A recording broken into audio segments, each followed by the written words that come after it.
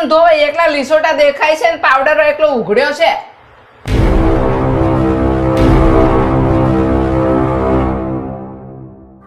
આ શું ઉભા ઉભા પોતું મારતી હશે? કોક દિવસ તો બેઠા બેઠો પોતું મરાય.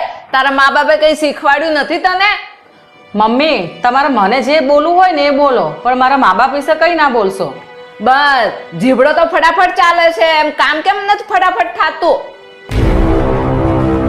હલો, તમે તો વિદેશ જતા રહ્યા છો, પણ મમ્મી દરેક કામમાં મને ટોક ટોક કરે છે અને મારા મમ્મી પપ્પાનું પણ અપમાન કરે છે. તું ચિંતા ના કર, એ તો મમ્મી જોડે વાત કરું છું, બરાબર? સારું.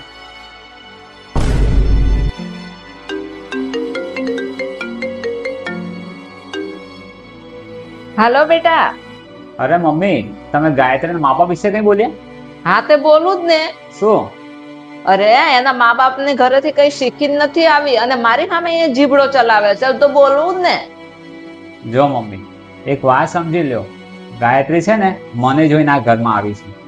અને રહી વાત કામની, તો બધાના ઘરની રૂઢિ છે ને અલગ અલગ હોય છે. આપણા ઘરની રૂઢિ શીખતા થોડી વાર લાગશે, પણ છે ને મમ્મી, તમે એને દીકરાની બહુ નહીં પણ પોતાની દીકરી માનીને સમજાવશો ને તો તે બધું શીખી જશે. અને ગાયત્રી છે ને પોતાના મા બાપને અને પોતાના પરિવારને મૂકીને આ ઘરમાં આવી.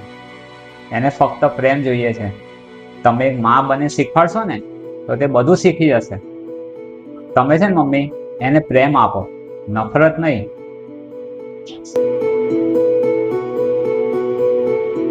અરે ગાયત્રી બેટા અહીંયા આય તો. અરે બેટા મારી ભૂલ થઈ ગઈ.